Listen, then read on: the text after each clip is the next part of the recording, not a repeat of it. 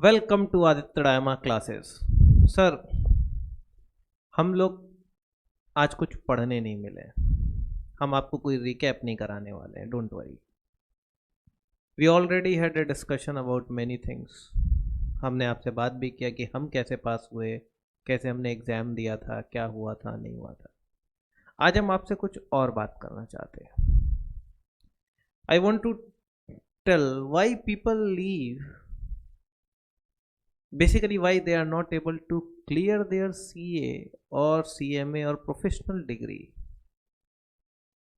लोग फाउंडेशन पास करते हैं, इंटर पास करते हैं, बट फाइनल में लड़खड़ा जाते हैं। They are not able to complete their finals. Why is it so कि ये ऐसा हो रहा है हम लोग के साथ? क्यों सर? क्या रीज़न है जिसके चलते फाइनल नहीं होता है? देखो, सबसे बड़ा जो कारण है ना, वो पुरानी गलतियां हैं जिसके चलते हम लोग आगे नहीं बढ़ पाते हैं।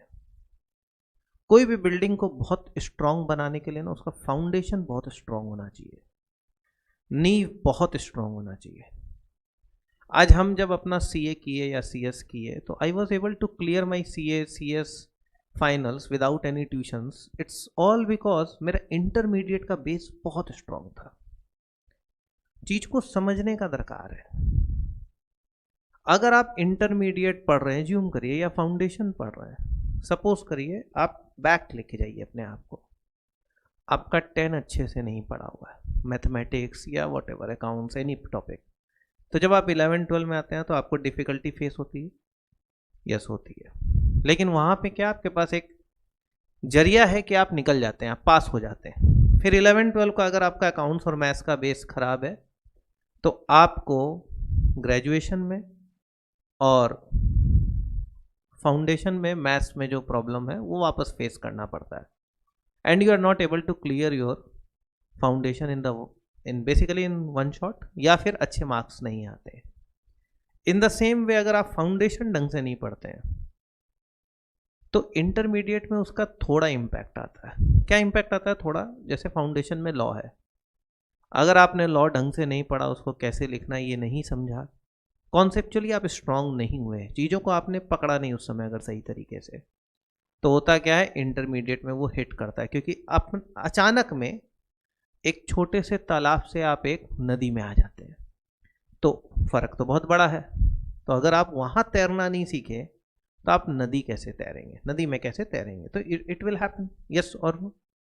तो लॉ का इम्पैक्ट और थोड़ा अकाउंट्स का इम्पैक्ट रह जाता है, क्योंकि यही दो पेपर है जो इंटरमीडिएट में हिट करता है। बट इंटरमीडिएट का बहुत बड़ा इम्पैक्ट फाइनल में। जब हम लोग CA इंटरमीडिएट में जाते हैं ना, या CMA इंटरमीडिएट, आप किसी भी इंटरमीडिएट लेवल को लेके चलिए, प्रोफेशनल फाइनल लेवल इंटरमीडिएट के बाद जो आता है वो उसी इंटरमीडिएट में कुछ ऐड ऑन करता है, उसको रखते हुए ऐड करता है। तो अगर आपका इंटरमीडिएट अच्छा नहीं है तो आपके लिए फाइनल निकालना बहुत मुश्किल हो जाता है। अगर आप इंटरमीडिएट में सपोज करिए डायरेक्ट टैक्स पढ़ रहे हैं और आपने काफ़ी सारा चीज़ छोड़ दिया, ये इंपॉर्टेंट कर लेते हैं, ये टिक करके ये कर लेते हैं, या लॉ में सिर्फ इतना ही पढ़ लेते हैं, बाकी देख लेंगे, इस तरीके से जो टिट्स एंड बिट्स करके चले जाते हैं। बाई गॉड्स ग्रेस आपने जो पढ़ा वही आ गया, आप अपने आप को बहुत लकी समझते हैं, yes I am very lucky, I am able to clear. But इसका सबसे बड़ा इम्पैक्ट कब आता है? जब हम लोग फाइनल में पहुंचते हैं और हम लोग के पास वो सारा पांचों हेड ऑफ इनकम, सारे चैप्टर्स, डिडक्शन सब आ जाते हैं, और साथ में assessment procedure, transfer pricing, international transactions, double taxation avoidance, सब कुछ जुड़ जाता है। अब अगर वहाँ का ही कॉन्सेप्ट सही नहीं था उस 5 हेड का पहले का, तो यहाँ पे तो एड ऑन्स है उसके, तो और इम्पैक्ट आता है और बच्चा पैनिक करता है। फिर आप जब बड़े टीचर्स से जब फाइनल में पढ़ने जाते हैं तो वो आपको बोलते हैं कि ये तो तुमने पहले पढ़ा था, और आप वहाँ पे कुछ बोल भी नहीं पाते क्योंकि आपने पहले नहीं पढ़ा था ढंग से, या आपने पुराने क्वेश्चंस के बेस पे कुछ को नॉलेज लिया और बाकी नॉलेज नहीं लिया, तो फ्यूचर में बहुत दिक्कत होता है। तो मेरा ये एडवाइस है आप सबको कि if you are studying, don't go for रटाफिकेशन, रटने मत जाइए, कॉन्सेप्ट पे जाइए, नॉलेज पे जाइए, try to understand the things. जितना बेटर वे में आप चीज़ों को समझेंगे आज, उतना ही बेटर वे में कल आप उसको इम्प्लीमेंट कर पाएंगे। अभी अगर आप रट ले रहे हैं या लाइन बाय लाइन कुछ याद कर ले रहे हैं, या आप एमसीक्यू के लिए अपने आप को प्रिपेयर किए बगैर चीज़ों को समझे, तो जब बड़े लेवल पे वो चीज़ आपके सामने आएगी तो भी आप कुछ नहीं कर पाएंगे, तब आपको ज़्यादा प्रॉब्लम फेस होगा। आप अकाउंट्स उठाइए, आप फाइनेंशियल मैनेजमेंट उठाइए। अगर आप फाइनेंशियल मैनेजमेंट में आज cost of capital, management of receivables, capital budgeting का बेस नहीं सही कर पा रहे, तो जब आप फाइनल में एसएफएम देखेंगे या फिर रिस्क एनालिसिस से रिलेटेड वो पेपर देखेंगे, तो आपको बहुत दिक्कत होने वाला है। रिस्क मैनेजमेंट और ये सब चीज़ में बहुत प्रॉब्लम होगा। तो अपना बेस बहुत स्ट्रॉन्ग रखो। Don't go by the concept कि थोड़ा पढ़ के ज़्यादा मार्क्स आए। ये कॉन्सेप्ट पहले चल जाता था जब क्वेश्चंस रिपीट होते थे, एक पैटर्न फॉलो होता था। अब पैटर्न फॉलो नहीं होते, क्योंकि इंस्टीट्यूट ये समझ गया कि मेरा स्टूडेंट क्या है ना, वो रट के चला जा रहा है, उसको ये समझ में आ गया यही क्वेश्चन आएगा, वो ये सब पढ़ के बस चला जा रहा है। अब इंस्टीट्यूट इस चीज़ को समझ गया और वो आपको क्वेश्चंस दिमागी तौर पे सॉल्व करने दे रहा है, जो कि आप रट के नहीं कर पाएंगे।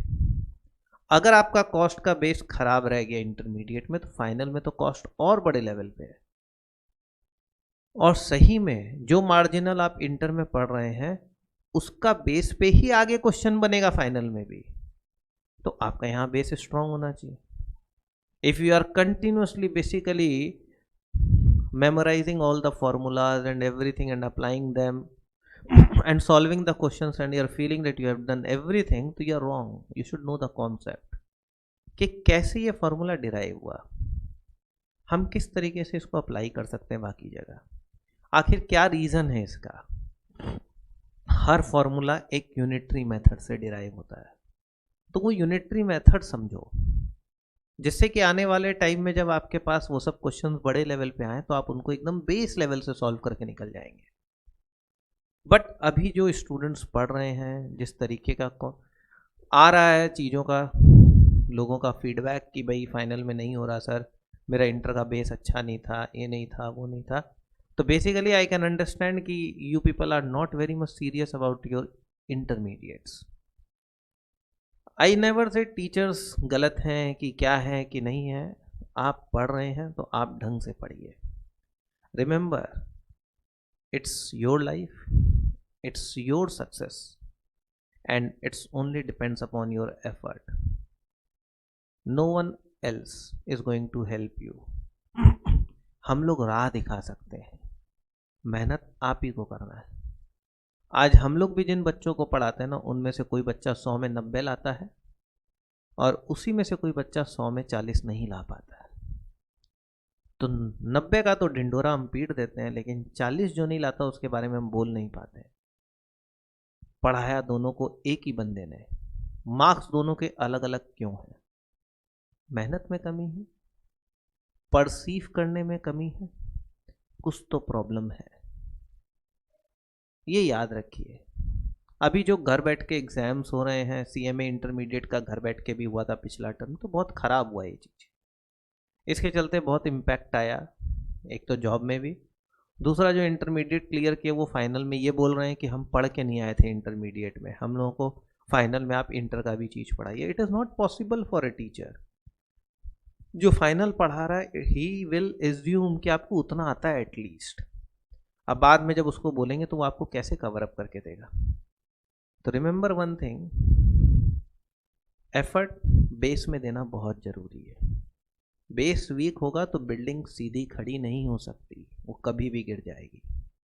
तो at the end of the day बाद में आप ही बोलेंगे कि मेरे से सीए नहीं हुआ, सीए बहुत टफ है, कि सीएमए बहुत टफ है, क्वेश्चंस बहुत टफ आने लगे। ऐसा कुछ नहीं है, सब कॉन्सेप्ट पे क्वेश्चंस है। कॉन्सेप्ट सही होना चाहिए। वो जो एक कॉन्सेप्ट था ना कि एक्सक्लूसिव सीएमए बैच चाहिए, कि सीए बैच चाहिए, कि सीएस बैच चाहिए, अब क्वेश्चन ऐसा कॉन्सेप्ट का रहा है कि आप किसी भी बैच में बैठ के पढ़िए, कॉन्सेप्ट पढ़िए, चीज़ों को ढंग से समझिए। अगर आप ढंग से समझेंगे तो आप उसको अप्लाई कर पाएंगे। क्वेश्चन जितना ज़्यादा सॉल्व करेंगे अलग अलग तरीके से, उतना ज़्यादा सर आपका दिमाग खुलेगा and it will help you in future. I hope आपको चीज़ समझ में आया हो कि रट्टाफिकेशन इज़ नॉट इम्पॉर्टेंट। मार्क्स लोग पता है पास होने के लिए पढ़ रहे हैं। हम जब देखो तब किसी भी पूछते हैं, हाँ सर ये डायरेक्टर से 12 मार्क का आता है, इससे इतना मार्क का आता, हम इतना इतना पढ़ गया, और वहाँ पे फिर डायरेक्टर आया नहीं, कंपनी लॉ आ गया, लो मीटिंग्स आ गया 16 मार्क का। सर हम तो मीटिंग्स पढ़ा नहीं था, मीटिंग्स तो इंपॉर्टेंट था नहीं, डायरेक्टर इंपॉर्टेंट था पिछले बार, लो। अरे ये क्या चल रहा है भाई। अब सोचिए, एक बच्चा सिलेबस का 30% पार्ट छोड़ के चला जाता है और बोलता हम पास हो जाएंगे, और वो ऐसे पास हो रहा है तो वो फाइनल में नहीं हो रहा है। तो this thing is happening, we need to basically keep a check on all these things. इसको शुरुआत में ही रोक लो, ज़्यादा बेटर है। इंटरमीडिएट में अगर contract act, sale of goods act, partnership अच्छे से की हो तो, फाउंडेशन में की हो तो इंटरमीडिएट में इजी हो जाएगा। तो ये चीज़ें आपको समझनी होंगी, आपको अपना बेस में मेहनत करना होगा। You should not be living anything. Learn करिए, आज पास नहीं होंगे तो अगला टर्म पक्का पास होंगे, क्योंकि आपको पता, आपको चीज़ें पता है। अगर आपको चीज़ पता ही नहीं है, आपको कॉन्सेप्ट है ही नहीं, तो आप जितना भी टर्म दीजिए हर बार रिजल्ट सेम होगा। फिर किसी दिन किस्मत चलेगा, आपके हिसाब का क्वेश्चन आएगा, आप पास हो जाएंगे। ऐसा पास होके क्या कर लेंगे, कितनी बार किस्मत लेके चलेंगे। अब वो समय चला गया। We need to understand, we need to work on our concepts. Knowledge के लिए पढ़ो, एक्सेल कर जाओगे, ग्रो करोगे। डिग्री मिले या नहीं मिले, लेकिन ये ज़रूर है, नॉलेज इस लेवल पे रहेगा कि कभी खाली नहीं बैठेंगे और अर्न करेंगे। तो आई होप आपको चीज़ समझ में आए, एंड आप अपने पढ़ने का तरीके को चेंज करने का कोशिश करें, कवर करिए चीज़ों को। Try to make use of everything which you have got. Internet free हो गया एक तरीके से, बहुत कुछ अब आपके पास है, यूट्यूब पे हर चीज़ है, काफ़ी जगह बहुत मटेरियल अवेलेबल है। यूज़ करिए उनको और अपना कॉन्सेप्ट स्ट्रॉन्ग करिए and excel in your studies. आगे बहुत काम आएगा। Thank you and take care sir. Once again do take care, the time is not at all conducive for anyone. बहुत ज़्यादा फैल रहा है कोविड, तो be safe and study from home. Don't visit centers please sir, it's my request. मेरे students को भी और सबको अभी दरकार नहीं आने का। You will get everything at home. Stay positive, keep working on your studies, health, life, family, everyone. Thanks a lot. Thank you once again.